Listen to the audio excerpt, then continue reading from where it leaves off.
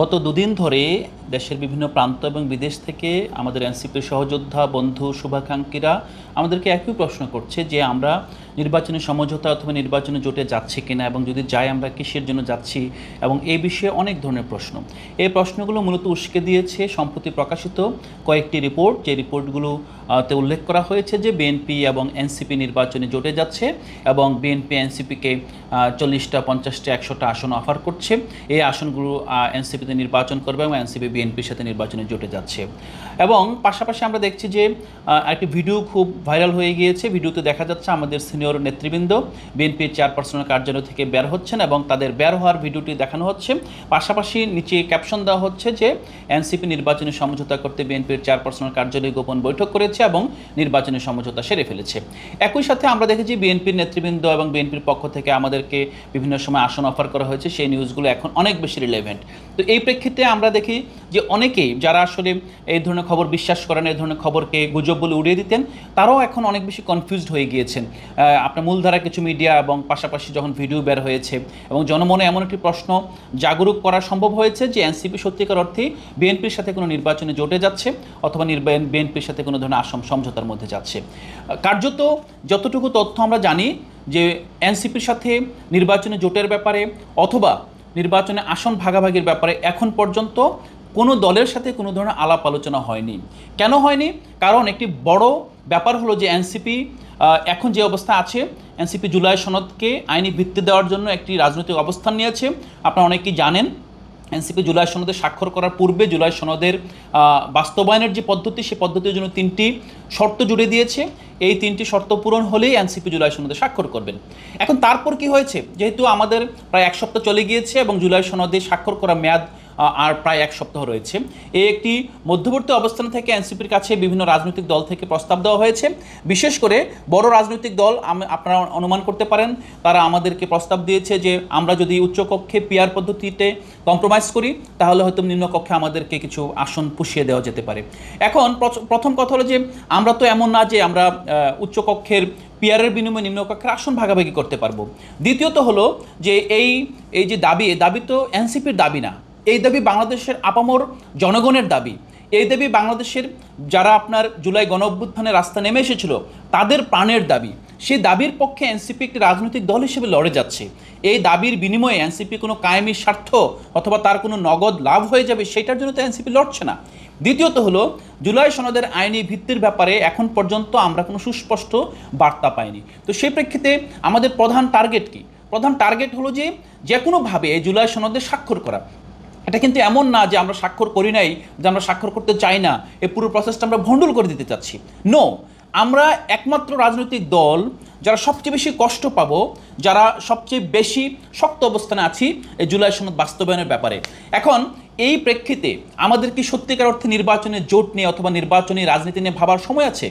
আমরা মনে করি যে বাংলাদেশের নির্বাচন একটি গণতান্ত্রিক প্রক্রিয়ার একটি অংশ মাত্র, কিন্তু যে জুলাই সনদ প্রতিষ্ঠিত হয়েছে এটি একটি ইতিহাসের সন্ধিক্ষণ। এই সন্ধিক্ষণ ইতিহাসে বারবার আসবে না। বারবার আমাদের ছাত্র জনতা রাস্তায় জীবন দিয়ে বাংলাদেশের জন্য এরকম মুহূর্ত তৈরি করবে না, এরকম সুযোগ তৈরি করবে না যে সুযোগে আমরা সমগ্র জাতি এক জায়গায় একমত হতে পারি রাষ্ট্রের কিছু মৌলিক সংস্কারের জন্য, যে মৌলিক সংস্কার হলে বাংলাদেশের গণতন্ত্র সুসংহত হবে, বাংলাদেশের পরবর্তী যে গণতান্ত্রিক এবং প্রাতিষ্ঠানিক যাত্রা সে যাত্রা অনেক বেশি সমৃদ্ধ হবে। সেই প্রেক্ষাপটে আমাদের প্রধান দাবি আমরা জুলাই সনদের আইনি ভিত্তি আদায় করেই ছাড়ব। কিভাবে করব? আপনারা জানেন যে আমরা নেগোসিয়েশন করছি। গতকালও আমাদের টিম ঐকমত্য কমিশনের সাথে বৈঠক করেছে। যতটুকু অগ্রগতি হয়েছে এখন পর্যন্ত এনাফ না, বাট আমরা আশান্বিত যে এইটা অগ্রগতির দিকে যাবে। দ্বিতীয়ত হলো আপনারা দেখেছেন যে আমাদের মার্কাটা বিভিন্নভাবে আটকে দেওয়া হয়েছে। আমরা কিন্তু জানি যে কোনো মূল্যে নির্বাচন কমিশনের কোনো সাধ্য নেই শাপলা থেকে আমাদেরকে কোনোভাবে আপনার প্রত্যাখ্যান করার, কারণ যে কোনো গ্রাউন্ডে যে প্রতীক শাপলা এবং পরবর্তীতে আরও 2টি অপশন দেওয়া হয়েছে এর বাইরে কোনোভাবেই যেতে পারে না, কারণ এটার পিছনে না যাওয়ার পিছনে তাদের কোনো আইনি ব্যাখ্যা নেই, আইনি কোনো ভিত্তি নেই।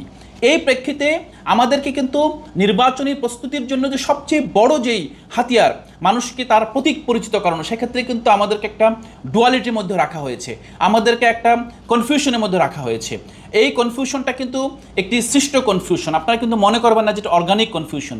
সরকার কিংবা নির্বাচনী কর্তৃপক্ষ চাইলে কিন্তু এটা খুব দ্রুত সমাধান করে দিতে পারে, কারণ যদি এটা সমাধান হয়ে যায় তখন কিন্তু আমরা ফুল ফ্লেজড নির্বাচনী রাজনীতির জন্য প্রস্তুতি নিতে পারি। সেই প্রেক্ষিতে কিন্তু এটারও সমাধান করা হচ্ছে না। আমরা মনে করছি যে এটা একটা বার্গেনিং টুল।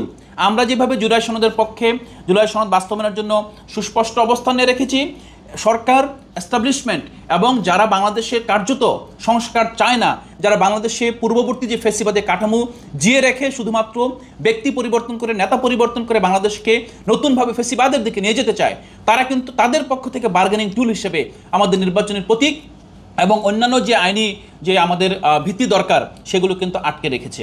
তো আমরা আমাদের যে শুভাকাঙ্ক্ষী আছেন দেশে এবং দেশের বাইরে, তাদের কাছে স্পষ্ট করে দিতে চাই, এনসিপি রাজনীতি করছে আপনাদের জন্য। আপনারা যদি রক্ত না দিতেন, আপনারা যদি জুলাই গণ অভ্যুত্থান সৃষ্টি না করতেন, এনসিপির জন্ম হতো না। এনসিপি গণ অভ্যুত্থানের গর্ভে সৃষ্ট হয়ে একটি দল সবসময় প্রথমত গণ অভ্যুত্থানের কথা বলবে, গণ অভ্যুত্থানের আকাঙ্ক্ষার কথা বলবে, তারপরে এদেশের সাধারণ মানুষ, এদেশের জনগণের আকাঙ্ক্ষার কথা ভাববে, এদেশের জনগণের অ্যাসপারেশন, তারা বাংলাদেশ নিয়ে কীভাবে চিন্তা করছে, একটা লিভেবল বাংলাদেশ কীভাবে নির্মাণ করা যায় সবাইকে সাথে নিয়ে, সেই রাজনীতি করবে। তো আপনারা কখনোই ভাববেন না যে এই প্রপাগান্ডার মাধ্যমে এখানে আপনার যেই পাশাপাশি আরেকটা বিষয় না বললেই নয়, এখন কিন্তু দেখেন জামাত ইসলামে আমাদের প্রতি তাদের যে দৃষ্টিভঙ্গি, তারা চায় আমরা তাদের মতো করে কথা বলি, তারা চায় আমরা তাদের শুধু গুণকীর্তন করি, তারা চায় আমরা তাদের অপকর্মের ব্যাপারে নীরব থাকি। কিন্তু আমাদের আহ্বায়ক মহোদয় যখন এই তাদের যে দ্বিচারিতার ব্যাপারে মুখ খুললেন, আপনারা দেখেছেন কি হয়েছে। আমরা কিন্তু কারো শত্রু নই, আমরা শত্রু হওয়ার জন্য রাজনীতি করতে আসিনি, কিন্তু আমরা যে সত্যনিষ্ঠ, আমরা যে বাংলাদেশের জনগণের কাছে প্রতিশ্রুতিবদ্ধ, সেই জায়গায় যদি আমরা সত্য কথন, আমাদের যদি সুস্পষ্ট অবস্থান কারুর বিরাগের কারণ হয়ে থাকে, কারো মনোকষ্টের কারণ হয়ে থাকে, তা আমরা খুব দুঃখিত। আমরা বিনয়ের সাথে বলতে চাই, আমরা কোনো বিরোধিতার জন্য রাজনীতি করতে আসিনি। রাজনৈতিক অবস্থান, রাজনৈতিক দর্শন, রাজনৈতিক মত পথ সাময়িকভাবে অনেকের সাথেই মনে হতে পারে যে আপনার পথের সাথে আমার পথ মিলছে না, আমার পথের সাথে আপনার পথ এই মুহূর্তে মেলার চান্স নেই, কিন্তু